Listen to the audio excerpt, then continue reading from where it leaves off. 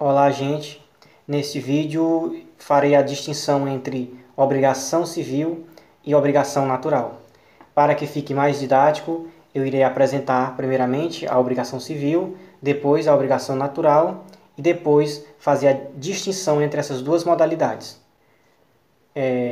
Antes de qualquer coisa, eu acho importante relembrarmos o conceito de obrigação. E a obrigação é um vínculo jurídico que confere o direito ao credor de exigir o cumprimento de uma obrigação do devedor. Então, surge a seguinte pergunta: e quando a obrigação ela é cumprida? Quando o devedor cumpre a obrigação? Nesse caso, a obrigação ela se extingue-se. Ou seja, ela acaba, ela encerra. A partir do momento em que o devedor cumpre com a obrigação, essa obrigação ela se extingue. Agora, quando a obrigação não é cumprida, aí nesse caso vai dar origem à responsabilidade. E a responsabilidade ela é patrimonial, ou seja, é o patrimônio do devedor que responde por suas obrigações. E para exigir o cumprimento, o credor ele pode agir de forma coercitiva, inclusive recorrer ao judiciário se for necessário. Tudo isso que já foi dito diz respeito à obrigação civil ou obrigação perfeita. Por que é perfeita? Porque estão presentes todos os elementos constitutivos. Estão presentes os sujeitos, sujeito ativo, sujeito passivo, o objeto, que é a prestação, e o vínculo jurídico.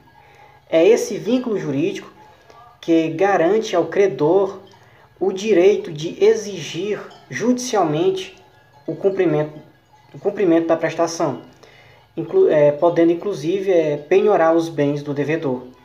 Portanto, a obrigação civil ela está respaldada no direito positivo, no direito positivado, ou seja, ela está conforme a lei. E aí é por isso que o credor ele pode exigir o seu cumprimento por meio da ação. E quando não há essa garantia, quando também não há a responsabilidade do devedor, aí nesse caso a gente vai estar diante da obrigação natural. A obrigação natural, também conhecida como obrigação imperfeita, ela não tem esse poder que tem na obrigação civil de o credor exigir do devedor o cumprimento da prestação. Portanto, na obrigação natural, é uma obrigação sem garantia, é uma obrigação sem sanção. E o credor ele não tem o direito de exigir o cumprimento da prestação. E o devedor não está obrigado a pagar a prestação. Então, essa é uma modalidade em que não há a exigibilidade no cumprimento da prestação. E um exemplo disso é a dívida resultante de jogo. Ou seja, o ganhador ele não poderá exigir de forma judicial que o devedor pague a dívida.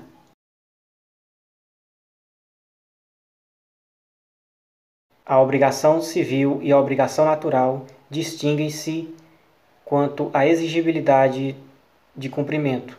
Na obrigação civil, se o devedor realiza o cumprimento da prestação, o credor poderá reter essa prestação a título de pagamento.